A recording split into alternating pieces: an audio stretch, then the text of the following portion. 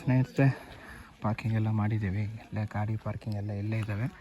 So ಇಲ್ಲಿಂದ ನಾವು ದಾಟ್ಕೊಂಡು ಹೋಗಬೇಕು. ಓಕೆ, ಕವಿ ಮನೆಗೆ ಕಲುದಾರಿ. ಸೊ ಸ್ನೇಹಿತರೆ, ಇವಾಗ ನಾವು ರಾಷ್ಟ್ರಕವಿ ಕುವೆಂಪು ಅವರ ಮನೆಗೆ ಎಲ್ಲ ನೋಡ್ಕೊಂಡು ಬಂದಿದ್ದಾಯಿತು. ಇವಾಗ ಅವರ ಸಮಾಧಿ ನೋಡೋಕೆ ಹೋಗ್ತಾಯಿದ್ದೀವಿ. ಕಮಾನ್, ಲೆಟ್ಸ್ ಗೋ.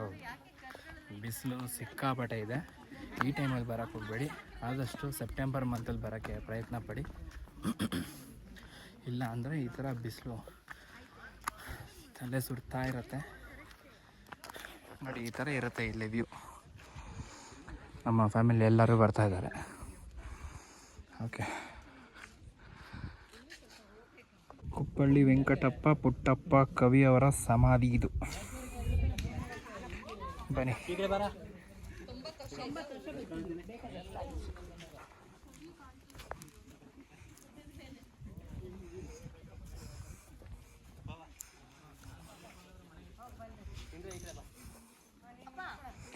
ಇದೇ ಗೈಸ್ ಅವರ ಸಮಾಧಿ.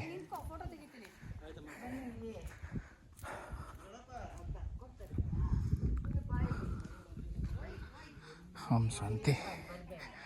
ಓಕೆ, ಬಟ್ ಪ್ಲೇಸ್ ಮಾತ್ರ ತುಂಬ ಚೆನ್ನಾಗಿದೆ ಗುರು. ಕವಿ ಶೈಲದ ಧ್ಯಾನ ಪೀಠ ಅಂದರೆ ಕವಿಯವರು ಇಲ್ಲಿ ಬಂದು ಧ್ಯಾನ ಮಾಡ್ತಾಯಿದ್ರಂತೆ. Okay, Kuppalli Venkatappa Puttappa KVP.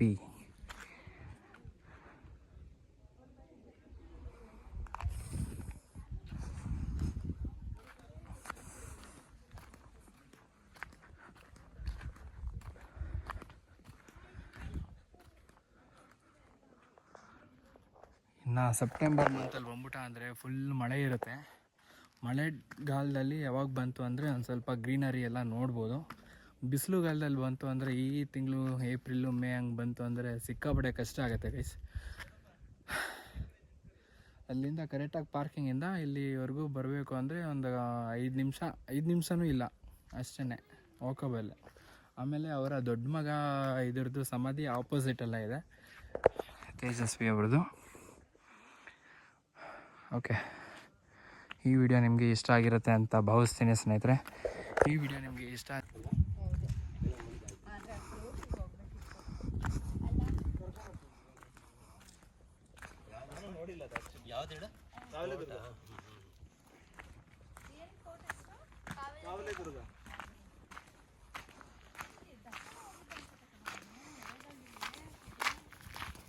ಮಳೆಗಾಲದಲ್ಲೇ famous ಸಿಕ್ಕಾಪಟ್ಟೆ ರಶ್ಶು.